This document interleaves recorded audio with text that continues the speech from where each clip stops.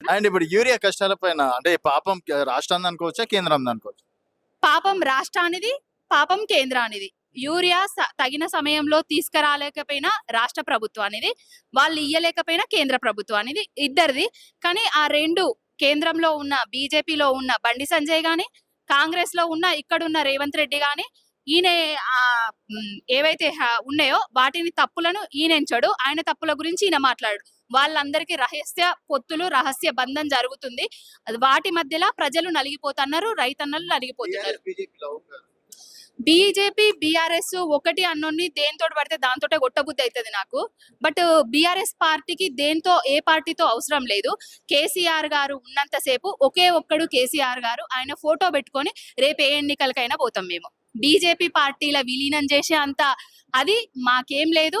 వేరే పార్టీలు ఏమన్నా పొత్తు కోసం మా దగ్గరికి వస్తే కావచ్చు. ఎందుకంటే 2 జాతీయ పార్టీలను రోజు ప్రజలు తూతూ అని ఉమ్ముతున్నారు. వాళ్ళు ఇక్కడ ముఖం లేక మా పార్టీ తోటి పొత్తు పెట్టుకునేందుకు మా పార్టీలకు ఇట్లా వాళ్ళ బీజేపీని, కాంగ్రెస్ ను విలీనం చేస్తారు కావచ్చు. చూద్దాం. ఆధారంగా అధికారంలోకి వచ్చిన తర్వాత 6 నెలల్లోపే 42% స్థానిక సంస్థల ఎన్నికలల్లో బీసీలకు ఇస్తామని చెప్పారు.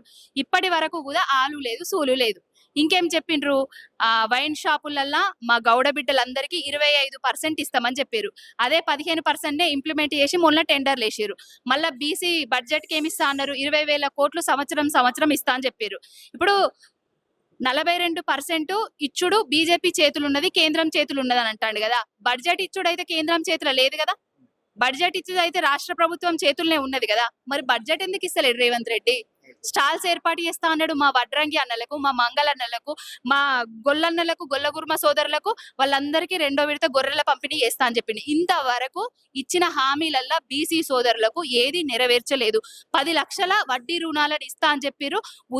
ఉద్యోగ విద్యా అవకాశాలు ఎక్కువ కల్పిస్తాము, సబ్సిడీలు ఇస్తామని కూడా చెప్పారు. ఒక్కటి కూడా చేసింది లేదు. బీసీలకి ఏ ముఖం పెట్టుకొని మళ్ళా కామారెడ్డిలో 1,00,000 మందిని పెడతానా, 2 లక్షల మందిని పెడతానంటాడు. స్థానిక సంస్థల ఎన్నికలు పెట్టకపోతే రేపు కోర్టులు, కేంద్రము కర్రు గాల్చి బాధ పెడుతుంది. కాబట్టి ఆ ఎలక్షన్లను ఏ విధంగా ఏం చేయాలనే ఉద్దేశంతో మళ్ళొక సభ పెడతాడు. మళ్ళా ఆ సభలో కూడా తూతూ మంత్రంగా ఏవేవో చెప్తాడు తప్ప ఏం చెయ్యడు. రేవంత్ రెడ్డి తోటి ఊదుగాలది, పీరి లేవది.